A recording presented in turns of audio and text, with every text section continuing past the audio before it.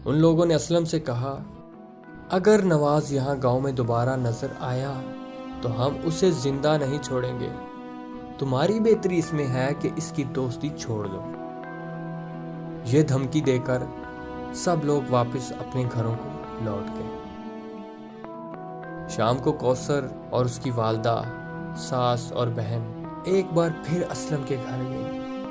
उसकी बीवी और बेटियों की मिन्नत समाजत की कि असलम को समझाओ, वो बुरे लोगों के साथ मिलकर हमें बदनाम ना करे।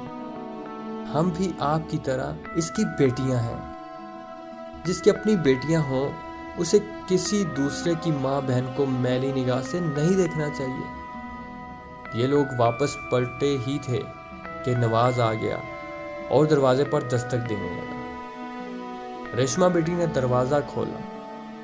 वो नवाज को देखते ही गालियों की बौछार करने लगा और दरवाजा बंद कर दिया। शोर सुनकर असलम दरवाजे पर आ गया और पूछा, कौन है? रेशमा ने कहा, नवाज है। यह सुनते ही असलम ने फौरन दरवाजा खोला, उसे अंदर बुलाया और अपनी बेटी को 2 थप्पड़ भी मार दिए। ये दोस्त की बेइज्जती क्यों की है?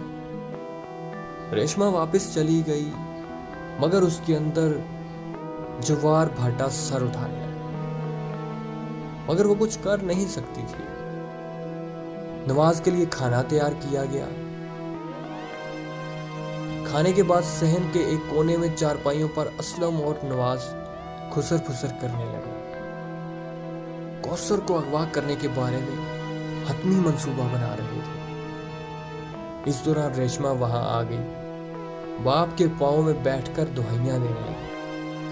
आप 5 बेटियों के बाप हैं। इज्जतों से तुम्हारा घर भरा पड़ा है। कौसर भी हमारी उम्र की है। उसे बेटी समझें और इज्जत से ना खेलें। अगर कोई हमारी इज्जत से खेले तो आपको अच्छा लगेगा। वैसे भी अगर अपनी इज्जत का तहफ्फुज़ चाहते हो तो दूसरों की इज्जत को अपनी इज्जत की तरह समझो। हम जब तक इंतकाम ना लेंगे चैन से नहीं बैठेंगे। उन लोगों ने बीच चौराहे पर मेरे दोस्त को मारा पीटा है। उसकी इज्जत के लिए मैं कुछ भी कर सकता हूँ। तुम मेरे किसी काम में मुदाखलत ना करो। मेरा बाप बनने की कोशिश ना करो। जाओ, जाकर सो जाओ। असलम ने अपनी बेटी को जवाब दिया।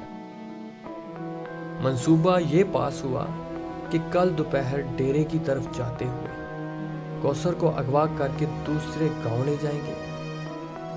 अगले दिन असलम और नवाज रास्ते में छुपकर बैठ गए। जो ही कौसर वहां से गुजरने लगी, यकदम वो दोनों कौसर के सामने आ गए। उन्होंने कौसर के मुंह में कपड़ा ठोंसा और वैसे ही गाड़ी का इंतजाम उन्होंने पहले ही कर रखा था। दोनों ने कौसर को उठाया और गाड़ी में डाला और दूसरे गांव रवाना हो गए। वहां उन जैसे औबाशों ने कमरे में बिस्तर लगा रखा था और शराब वगैरह का भी बंदोबस्त किया हुआ था।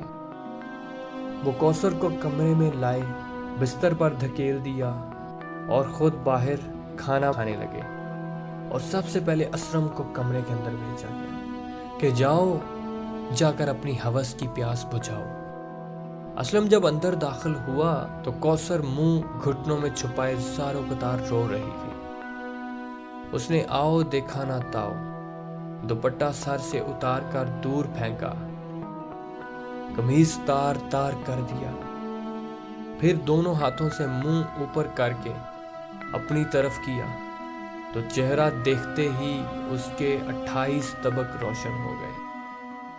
वो कौसर नहीं, उसकी अपनी बेटी रेशमा थी, जो कमीज ना होने की वजह से अपने बाप के सामने बरहना बैठी थी।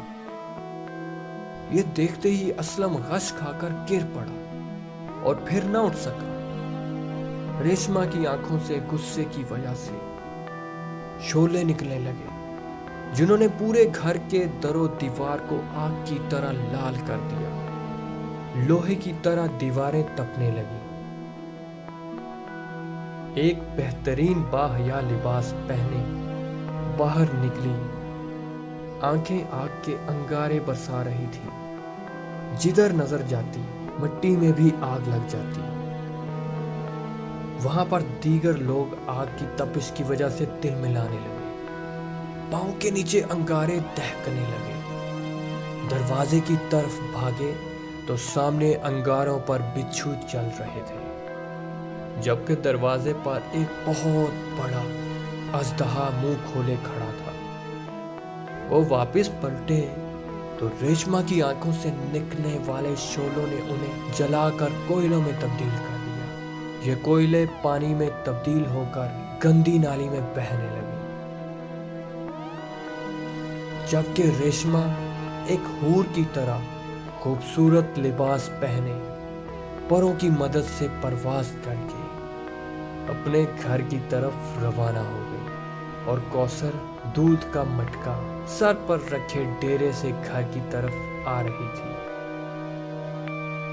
दोस्तों, मजे की बात तो ये है कि कौसर को इन वाकयात की दूर दूर तक खबर नहीं थी। इस तरह की दिलचस्प कहानियां सुनने के लिए हमारे चैनल को सब्सक्राइब करें और बेल आइकन को भी जरूर प्रेस करें।